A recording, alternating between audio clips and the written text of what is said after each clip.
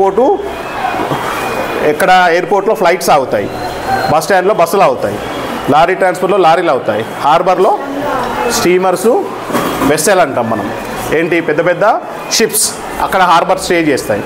So పెద్ద పెద్ద షిప్స్లో మన దేశంని డైరెక్ట్ గెలిచి ఓడించేంత సత్తా లేక కొన్ని దేశాలు ఏం చేస్తున్నాయంటే మన మీద రివెంజ్ తీర్చుకోవడానికి, కొన్ని దేశాలు ఇప్పుడు మనకు సపోజ్ ఒక దేశంతో ఫైట్ వచ్చిందంటే ఇమీడియట్గా బాంబ్స్ మన దగ్గర ఉన్న వెపన్స్ యూజ్ చేసి ఇమీడియట్గా ఫైట్లో గెలుస్తాం మనం. సో మనం డైరెక్ట్ అటాక్ చేయలేక ఇండైరెక్ట్గా మన దేశం మీద ఈ నార్కో టెర్రరిజంని ప్రయోగిస్తున్నారు. ఎన్ని రకాలంటే 3 నుంచి 4 రకాలు అన్నట్టు. ఫస్ట్ ఏం చేస్తారు, ఫేక్ కరెన్సీ. ఏంది, మనం వాడుతున్న డబ్బులు అవి ఫేక్ అమౌంట్ను క్రియేట్ చేసి మన దేశంలోకి రిలీజ్ చేస్తుంటారు ఎకానమీని డౌన్ చేయడానికి. రెండోది ఏంది, ఇట్లా డ్రగ్స్ ఉంటుంది, తర్వాత వెపన్స్, తర్వాత ఇంకొన్ని ఇట్లాంటి పిచ్చి పిచ్చి వేషాలు వేస్తూ ఉంటారు. సో డ్రగ్స్ గురించి మాట్లాడుతున్నాం కాబట్టి ఈ డ్రగ్స్ అంతా ఏం చేస్తుంది, హార్బర్ నుంచి వేరే వేరే స్టేట్స్లో ఉన్న మెయిన్ సిటీలకు సప్లై అయిపోయి వాటన్నిటిని వేరే వాళ్ళు తీసుకొని మనం ఏదైనా డ్రింక్ ఏదైనా సరదాకి పార్టీకి వెళ్ళో లేకపోతే ఇంట్లో ఏదో కూల్ డ్రింక్ తీసుకున్నా కూడా అట్లాంటి దాంట్లో కలిపే ఛాన్సెస్ చాలా ఉంటాయి. ఎందుకు ఇవన్నీ చేస్తున్నారంటే ఫస్ట్ మన ఎడ్యుకేషన్ సిస్టమ్ని డ్యామేజ్ చేయాలని, రెండోది ఏంటి మన ఎకానమీ సిస్టమ్ని డ్యామేజ్ చేయాలని. మనం ఇప్పుడు సపోజ్ ఇక్కడున్న పిల్లలందరికీ స్కూళ్ళల్లో అలవాటు ఎట్లా చేస్తున్నారు, చాక్లెట్స్ ద్వారా చేస్తున్నారు. గాంజా చాక్లెట్స్ వస్తున్నాయి. ఆ గాంజా చాక్లెట్స్ ఏంది, జనరల్గా మీరు ఖచ్చితంగా 3 ఇచ్చిన చాక్లెట్సే తీసుకోండి. ఒకటి మీ టీచర్, ఎందుకంటే రోజు స్కూల్కి వస్తారు కాబట్టి ఆవిడ నమ్మొచ్చు. రెండోది మీ పేరెంట్స్, మీకు మంచి జరగాలని కోరుకుంటారు తల్లిదండ్రులు నమ్మొచ్చు. మూడోది బంధువులు చుట్టాలు ఎవరైనా ఇస్తేనే తీసుకోవాలి. ఫోర్త్ వన్ ఏంటి అంటే అవుట్ సైడర్స్, వాళ్ళు ఇస్తే తీసుకోకూడదు. ఎందుకు తీసుకోకూడదు అంటే వాళ్ళు మనకు ఒక చాక్లెట్ ఇచ్చేసి అలవాటు చేస్తూ ఉంటారు మెల్లిమెల్లిగా. ఆ చాక్లెట్ తింటే ఏమవుతుంది అంటే తిన్న ఒక 1 అవర్కి మళ్ళీ కావాలనిపిస్తుంది, లేకుంటే గోల చేస్తారు, ఏంటి బట్టలు చింపేస్తారు, గట్టిగా అరుస్తారు, పిచ్చి పడినట్టు కింద పడి దొర్లుతారు. అన్కంట్రోల్డ్ అంటారు, అన్కాన్షియస్. ఆ కాన్షియస్లోకి వెళ్ళిపోయేసరికి అరే ఈ చాక్లెట్ ఎక్కడ తీసుకున్నారని చెప్పేసి ఆ షాప్కు పరిగెత్తి వాడు 100 రూపాయలు అంటే 100 రూపాయలు, 1000 రూపాయలు అంటే 1000 రూపాయలు పెట్టి తీసుకోవాల్సి వస్తుంది. ఫస్ట్ ఫ్రీగా ఇస్తాడు. చేపను పట్టుకోవాలంటే మనం ఒక ఏరేస్తాం తెలుసా, ఊరికే మన వల్ల పడదు. చేపకు ఒక చిన్న కొక్కి ఉంటుంది, దానికి ఒక ఫుడ్ పెడతాం, అవునా? పాప అది ఆకలేసి ఆ ఫుడ్ని కరవడానికి వస్తే దాని నోటికి ఆ కొక్కి తగిలి చిక్కుకుపోతుంది, అప్పుడు చేప మన వల్ల వస్తుంది. సో మీకు కూడా ఎరేస్తున్నారు.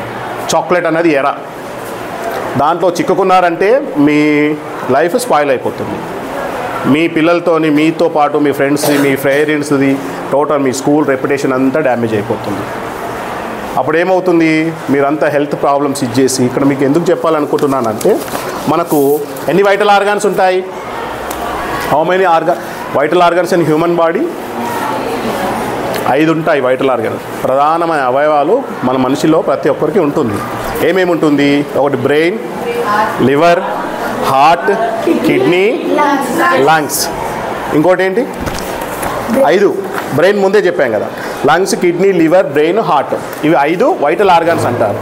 ఈ వైటల్ ఆర్గాన్స్ ఏ కిరాణా షాప్లో దొరుకుతాయి, సూపర్ మార్కెట్లో దొరుకుతాయా, డిమార్ట్లో దొరుకుతుందా, ఇంకా ఏది మోర్ మార్కెట్లో దొరుకుతుందా? మనుషులు మాత్రమే దొరుకుతాయి. వీటన్నిటికీ డ్యామేజ్ అయితే మనం హాస్పిటల్లో లక్షల్లో బిల్లు కట్టాల్సి వస్తుంది, అవునా? సో మరి ఇది అవసరమా మనకు? మనకు ఎప్పుడు ఎంటర్టైన్మెంట్ ఎలా వస్తుంది, బాగా ఆడుకోవడం వల్ల ఎంజాయ్మెంట్, బాగా చదువుకోవడం వల్ల మంచి ర్యాంక్ వస్తుంది, క్లాస్లో ఐడెంటిటీ వస్తుంది, టీచర్ మనకు ఐడెంటిఫై చేస్తారు, క్లాస్లో కూడా అందరూ మనకు రెస్పెక్ట్ ఇస్తారు. బాగా చదువుకోవడం వల్ల కూడా హ్యాపీనెస్ ఉంటుంది.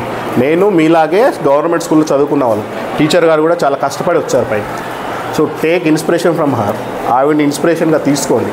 వాళ్ళు బాగా కష్టపడి చదువుకొని పైకి వస్తేనే గవర్నమెంట్ స్కూల్లో అపాయింట్ అవుతారు, గుర్తుపెట్టుకోండి. మీ స్కూల్ టీచర్ కానీ, ప్రిన్సిపల్ గారు కానీ, హెడ్ మాస్టర్ కానీ, పీఈటీ సార్ కానీ, ఎవరైనా సరే కష్టపడే పైకి వస్తారు. వాళ్ళందరూ ఏ రకంగా వృద్ధిలోకి వచ్చారో, వాళ్ళంతా ఏ రకంగా మంచి పేరు తెచ్చుకున్నారో ఒకసారి అడిగి చూడండి, చెప్తారు. కాబట్టి చదువుకోవడానికి ఒక డిసిప్లిన్, మీరు వెళ్ళి వినయంగా అడిగితే వాళ్ళు చెప్తూ ఉంటారు. అర్థమైందా? పిచ్చి పిచ్చి వేషాలు వేస్తే ఎవరికి చెప్పాలనిపించదు. మీరు సైలెంట్గా ఉన్నారు కాబట్టి చెప్తున్నాను. గ్రౌండ్లో చెప్పగలనా నేను అల్లరి చేస్తుంటే? మీరు ఏదైనా నేర్చుకోవాలంటే మీరు డీసెంట్గా వెళ్ళి డిగ్నిఫైడ్గా టీచర్ని అడగండి. ఎలా చదువుకుంటే మనము పైకి వస్తాము, మంచి ఉద్యోగం వస్తుంది, మంచి ప్లేస్మెంట్ వస్తుంది సొసైటీలో అన్నది. అర్థమైందా? ఈ డ్రగ్స్కు దూరంగా ఉండండి.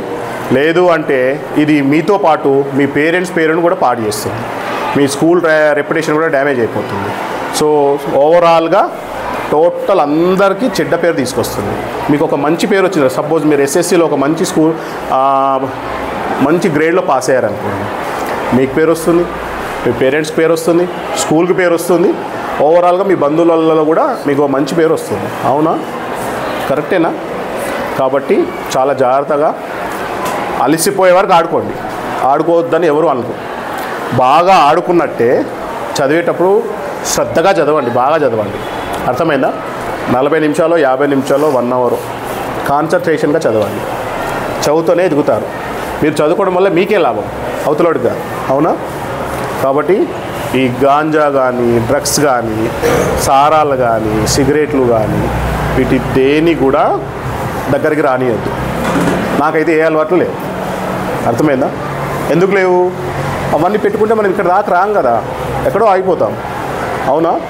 మనం మంచి చెప్తున్నాము అంటే అది పాటిస్తున్నట్లు లెక్క. అవునా?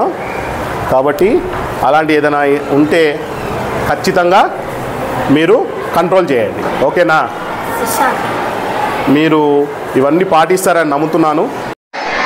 అక్రమ రవాణా మరియు దుర్వినియోగంపై జరుగుతున్న పోరాటంలో క్రియాశీల భాగస్వామిని అవుతానని డ్రగ్స్ వలన కలిగే దుష్పరిణామాలను గురించి సంపూర్ణ అవగాహన కలిగి ఉండి నాతో పాటు ఏ ఒక్కరూ డ్రగ్స్ బారిన పడకుండా ఉండడానికి కృషి చేస్తారని, డ్రగ్స్ అమ్మకం కొనుగోలు చేసే వ్యక్తుల సమాచారాన్ని పోలీసులకు తెలియజేస్తానని, డ్రగ్స్ రహిత జీవన శైలిని అనుసరిస్తానని, డ్రగ్స్ రహిత సమాజమే లక్ష్యంగా సాగుతున్న తెలంగాణ ప్రభుత్వం